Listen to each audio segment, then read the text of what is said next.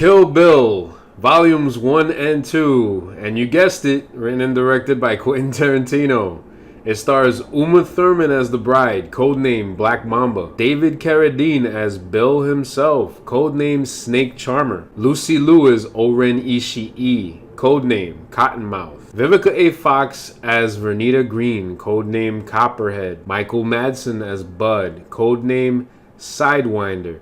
And Daryl Hannah as Ely Driver, codename California Mountain Snake. Now, this movie is awesome for me because it is a movie, or sure, it's a movie about revenge, but you have all these characters with their code names and things that they can do. They're all assassins, but one of them tries to leave. Usually when you try to leave this, that kind of a life, nobody wants you. I mean, at least without a good explanation. So that's exactly what the bride did, Uma Thurman.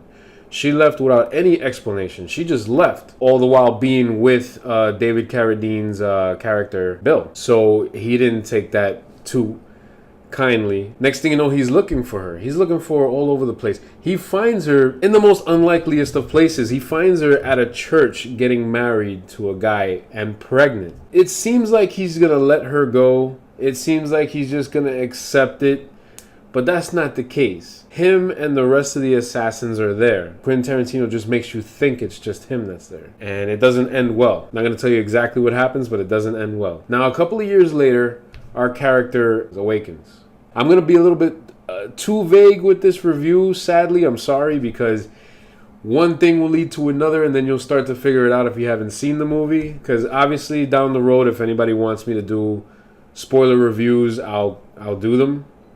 But for now, I'm just going to do spoiler-free as much as I can. So it's kind of hard to do these. You have to dance around what you really want to say without even saying it, and it kind of screws you up in your lines that you have in your brain. So, so imagine the takes I have to do for this.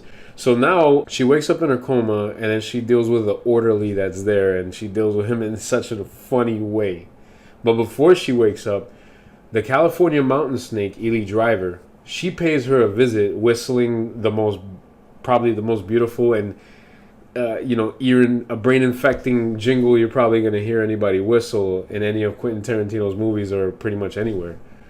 It's a ringtone now, so yeah. Now, she's there to kill the bride while she's in the hospital, but Bill calls her and says, don't kill her, because we're not going to be like a bunch of fiends in the middle of the night and kill somebody. When they try to kill you, they look you in the eye. They don't do it like a bunch of cowards, so says Bill. So Uma Thurman, after she's woken up, she has to rehabilitate, she has to rebuild, she has to get back her skill, like practice again, remember what she's done to get that skill, who taught her. So the movie becomes basically a flashback barrage of places she's learned things and what she's done before she met Bill, after she met Bill. Seemed like a pretty good relationship while it lasted.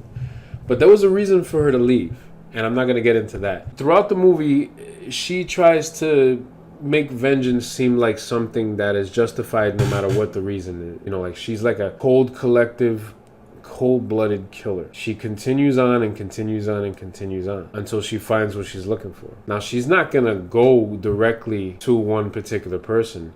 She has to wipe out everybody trying to find out what happened, and it's not that simple. Now, this movie allows you to get in touch with all the characters, especially Oren Ishii, played by Lucy Liu. Her character has a lot of backstory to her, and the reason why Quentin Tarantino wants to dive into the character to the other assassins is because, in a way, he kind of wants you to feel sorry for them if anything happens to them. He wants you to feel for them, whether, you'll say, hey, okay, they deserve that for what they've done, but did they really deserve it because of their situation at the moment? Because remember, Uma Thurman was in a coma for a very long time.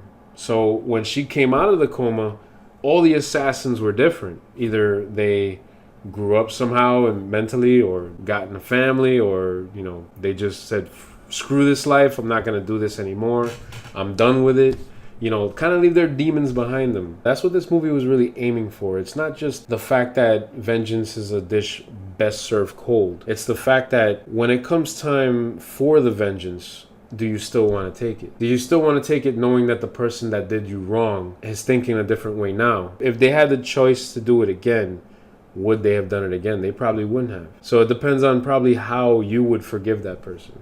And that's what Kill Bill Volumes 1 and 2 is all about. It's about you choosing to sympathize with the person that did you wrong, depending on the situation. Well, my fanboy grade for this one is that for both volumes 1 and 2, because you have to consider them one movie. Plus, for some reason, you don't have to see volume 1 to understand what's going on in volume 2. In a future spoiler review, I'll probably get into that, the reason why. But, you know, if you guys want that, then I'll go into it. But for now, I'll just leave that little mind-bending notion there for you, so that way, you know, whoever hasn't seen it, they'll get into it. Whoever has seen it and just wants to hear someone else's opinion about it, that's great too. But for now, I'll just leave that out. So, fanboy grade for both volumes 1 and 2, A-. Justice grade for volumes 1 and 2 is A+. Fanboy grade, the reason why it's kind of lower than the Justice grade, you know, I'm a true fan of Kill Bill. I always have. I wasn't 100% satisfied about what happened, how she got there, what happened, what the outcome was.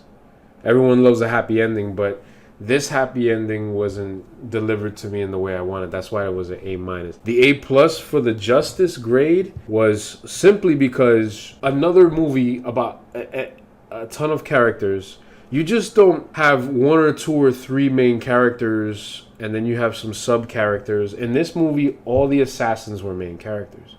No matter if you were cheering 100% for the bride, Uma Thurman, or you were cheering for Bud, you were cheering for Bill, if anyone was cheering for Bill, you were cheering for Oren Ishii or Vernita Green. No matter what, it was established. Even though their time on screen was very short or very long, the characteristic of their drive is sprouted. It was out there. So no matter what, that was the flawless part about it. The special effects in this movie, the gore, it's it's a little over the top, but it's done very well in a way that you could possibly believe that things happen like that. So, yeah.